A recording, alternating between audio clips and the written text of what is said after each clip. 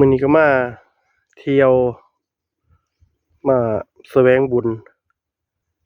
ที่พักสงฆ์สร้างใหม่ณวัดดินสอที่พักสงฆ์ดินสออยู่ในเขตอำเภอหนองสูงในบ้านนาตะแบงอันนี้อยู่หลังเขาที่พักสงฆ์เพิ่นมาสร้างใหม่ที่พักสงฆ์ทำดินสอก็มีเพิงมุงหลังคาหญ้าคาเนาะโยมพามาเดี๋ยวสิพาเบิ่งสถานที่โดยรอบๆใส่โซลาร์เซลล์มันอาจสิเบิ่งดูแห้งแล้งสักหน่อยนะเพราะว่าหน้านี้มันเป็นหน้าแล้งองค์พระเพิ่งรอเสร็จใหม่ๆอันนี้ข้างหลังน่ะเดี๋ยวไปเบิ่งข้างหน้าอันนี้ข้างหน้าองค์พระพุทธรูปทาสีเรียบร้อยองค์พระสวยงามขาวนี่ก็เป็นลานหินนะลานหินเพิ่นก็มีบ่อเป็นบ่อน้ำสปอร์ตแปะอ่างมีน้ำพร้อมเนี่ยแต่ละอ่างขนาดว่ามันแล้งสิยังตามหลุมตามบ่อก็ยังมีน้ำบ่อนี่ก็มีคือกันน้ำใสๆเด้โอ้น้ำก็บ่น่าแปลกใจนะที่ตามภูตามเขามีสัตว์หลายนะมีน้ำซึมลงตามหินเพราะว่าน้ำอยู่ตามถ้ำตามหินก็ค่อยซึมลงไปข้างล่างให้พระที่มาธุดงค์ตามป่าตามเขาได้ไปใส่ซอยหรือนักเดินป่ามาพอได้หาน้ำไว้อยู่ไว้กินจะเป็น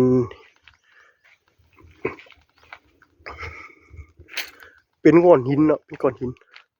กำลังพัฒนาอยู่แต่ว่าบ่ทราบว่าเพิ่นสิเฮ็ดอีหยังเนี่ยคนครูที่มานำกันเดี๋ยวไปเลาะเบิ่งเพิ่นเอาต้นโพต้นหยังมาปลูกไว้ถ้ามานาอีกจักนิดนึงเนาะเพราะว่าช่วงนี้ใบใหม่มันบ่ทันได้ปลงใบอีกประมาณอาทิตย์หรือ2 อาทิตย์นี่อาจจะปลงใบใหม่สิหลายอันนี้มาช่วงกลางเว้นพร้อมตอนเที่ยงเพิ่นกำลังปลูกต้นโพ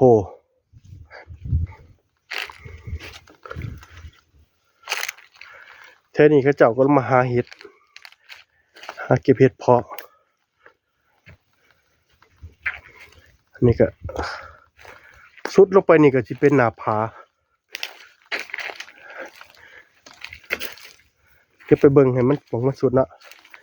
ก็สิเป็นหน้าผาสุดเพียงแค่นี้นะส่วนนี้นี่คือทางขึ้นหลังถ้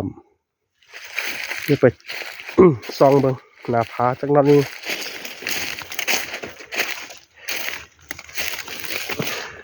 โอ้อันนี้ก็เป็นทาง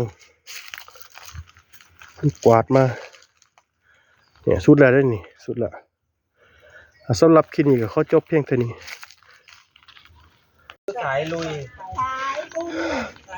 เดี๋ยวไปออกพาลงไปเบิ่งทำคุณน่ะขี่เตยไงทำดินสอลงได้ยี่บ่ไหวไหมยายอย่าไหวด้วยยายโอ้โหยายน้ำลายอย่าย้อยยายน้ำลายอย่าย้อยเลยนะไปลงเบิ่งทำ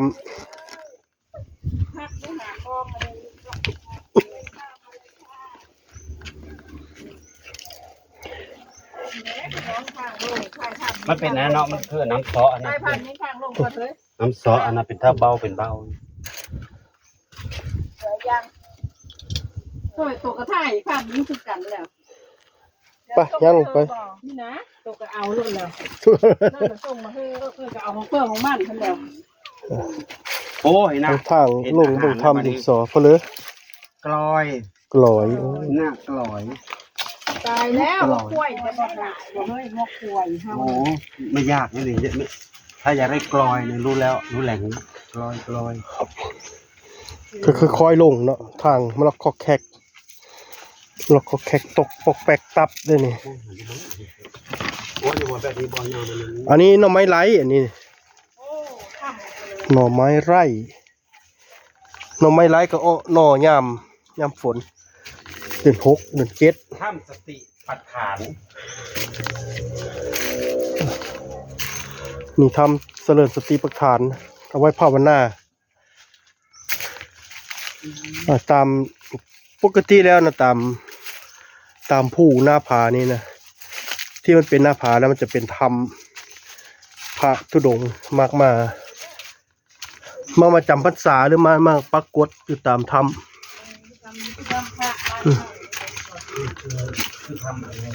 มันจะสงบเพราะว่าคนจะมีทุกข์ผ่านอันนี้ธรรมมันเกิดเองตามธรรมชาติโอ้สถานที่ แสดงว่าแต่ก่อนไม่มีพระมาอยู่ กันแดดกันฝนได้ดี ครั้งแรกก่อน ก็มีอยู่นะคะ ก่อนหน้านั้นนะบอก คนเรียนมา ก่อนหน้านั้นก็มีบอก ค่ะ โอ้ คนเรียนมา นี่พ่อแม่ครูบาอาจารย์มันแถวนี้เป็นถ้ำของสายหลวงปู่เสาเด้อหลวงปู่เสามันต่อเดี๋ยวก็ฟ้าผู้พาต้องแต่งซุ่มนั่นนะกับถ้ำเพิ่นเข้าไปเพิ่นน่ะของหลวงปู่เสาถ้ำเพิ่นจะเฮ้อไปย่างต่อไป เปลี่ยนเผลอ แต่ไปหอดบอก ไปพูดลงไปกล้าไป บ่ ไปเบิ่งไป ไปสงบเบิ่งจักหน่อย ไปชะโงกเบิ่งจักหน่อย โอ้แต่แค่เพิ่นน่ะลงมาได้แน่นอนอีหลีความพยายามของศรัทธาของญาติโยมเด้เนี่ยเพิ่นเลิกกัน คอยบืนก็ล็อกคอกแขกลงมาเฮ้อ จะไปนี่จะมาเข้าที่ น้ำมันจะเป็นหน้าผาไปเรื่อยๆนะพวกเนี้ย ไปได้ผู้เลาะอยู่ ไปอยู่กัน ผู้เลาะอยู่ น้อยจะไปเคยมาไปเคย เออ ขนาดติดข้าว แต่เจ้าภาพอยู่ในนี้ยังไม่เคยมาใช่ ไม่ได้ทาน โอ้ได้ทางมาอยู่ สวยจังเลยตรงนี้เนาะ ที่เจอ พวกนี้งานของพวกนี้เนาะ บรรยากาศเป็นนาธรรมถ่ายรูปเป็นภาพ AI ไว้เป็นภาพ AI โอ้ โอ้ย ขนาดเคยไปมีได้เคยเฮามาจะเคย ต้องอันเป็นต้มกาแฟเนาะ อ่ะกันคลิปยาวกันเนี่ยอันนั้นเด้อมุดซาเบิกเอาโอ้แถวนี้ก็คักเลยโอ้นี่เพิ่นก็มาอยู่นี่อยู่นี่นะโอ้สมพอเพิ่นจะว่าจะได้พระมาอยู่หลายโลบหลายองค์ นี่มันคืออันงอนเต้าได้เนาะโอ้ย ปูเต้าบ่เป็นหน้าผาแถวนี้ก็ลบแดดลบฝนได้ดี มันนะครับ โอ้ นี่ก็เป็นหิน สร้างเลย ไปคู่ยักษ์ต่อไป สุดแล้ว นี่มันจะคล้ายๆกับ เพิ่นเนี่ยเราไปบ่ แต่งนั่นนะครูบา กันมันอันที่เขา ต้องแต่งนั่น มันเขาหน่วยอันเดียวกันเด้ มันฟ้าเดียวกันได้นี่นะ เพิ่นมาเห็นบอกเพิ่นยังเยอะมาเอสแต่เฮ็ดที่นี่เองโอ้อันนี้เห็นมาได้ยันขายนะบ่ อันนี้มันทรายเดี๋ยวก็ทั้งทำต้องแต่งที่เคยลงคลิปไป แต่งก็หลายๆเด้อ โอ้ น่าจะสุดแล้วนะสุดแค่นี้ แค่นี้แหละ มัน ไม่ได้ซื้อไปยาวไปแล้วพูดไปแต่ว่าหน้าผาตัวนี้มันสุดแค่นี้เนาะทำก็อาจจะลงไปข้างล่างอีกส่วนหนึ่ง เรื่องอาธรรมเนี่ยอะไรที่คนทุบตั้งเยอะแต่ว่าทำมันเนี่ย สำหรับคลิปนี้ก็ขอฝากไว้เท่านี้ อันนี้ต้นช้างหนาวเลยนี่ ต้นช้างหนาว เอาที่ไม่มีอะไรดอกพิษยาวสวยงามค่ะที่สองบอก อันนี้ถ้ำที่สองนะแยกลงมาจาก อ๋ออันนี้นะ หลอกมาจากข้างล่างนะอันนี้ถ้ำที่สองอันนี้ถ้ำดินสออีกถ้ำหนึงเนาะอันนี้ว่าเป็นภาษาผู้ลาวนะเพื่อผู้ลาวผู้ไทย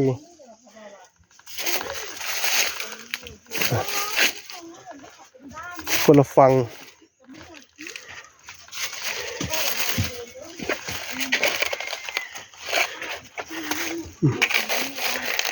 ค่อยๆย่างไปนะเพราะมันเป็น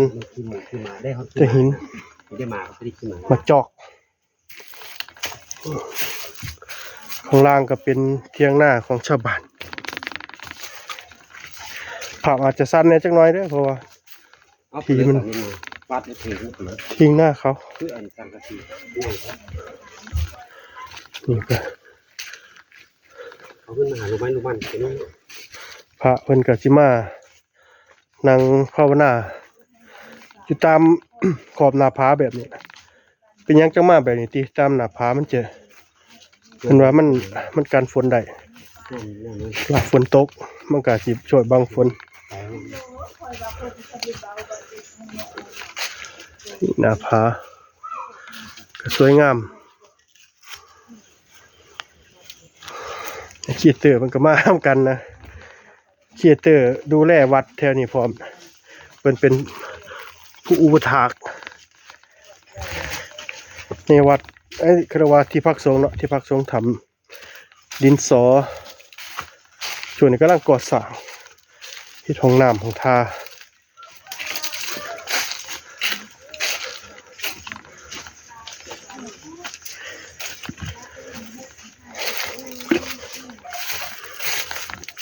มันก็เป็นทางไงที่ดีเลยพอถึงกับเป็นทางไงพ่อได้เที่ยว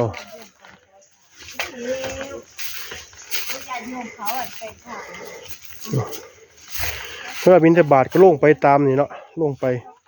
หมู่บ้านอยู่ข้างหลังป่าใหม่อันนั้นบอกปูคนนั้นคนนั้น ทีงเขา ก็คือหลังเกียร์นี่นะ ทีงเขาละมะเอามนเบิ่งหูละอุ้ยอะไรนี่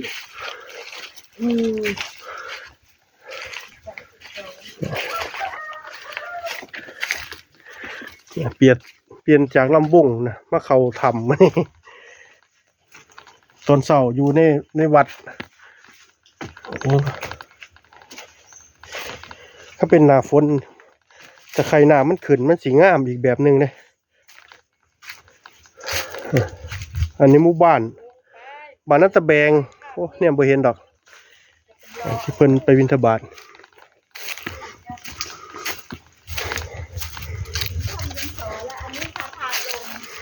ทำดินสอบ่ทำดินสอโอ้ทางลงบิณฑบาตเป็นวะว่ามันคือทางสั้นเท่าไรย่ามฝนมันสิขึ้นมาได้ป่ะทางลงบิณฑบาตเป็นวะย่ำแรงมันก็แมนอยู่แล้วย่ำฝนมืนหน่อยกะสีเดคือคอยเฮ็ดทางขึ้นนี่หมู่บ้านที่ลงรางบ่ไกลดอกนะประมาณโลกว่าตอนลงนี่บ่ไกลดอกตอนขึ้นนี่อาจสิลดน้ำหนักไปได้หลายเติบอันนี้ทำนี่สอโอ้ทำนี่แห้งใหญ่เด้ทำนี่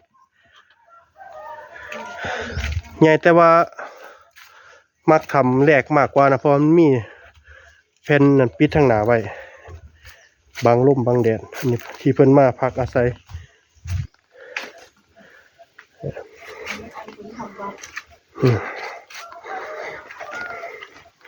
สุดแล้วบ่พระสายกรรมฐานส่วนมากเพิ่นก็สิมาทุดงพักอยู่ตามนี้ปีกวิเวกอยู่หม่องละเล็กละหน่อยโอ้4 นาทีแล้วนะคือจังแป๊บเดียวนึง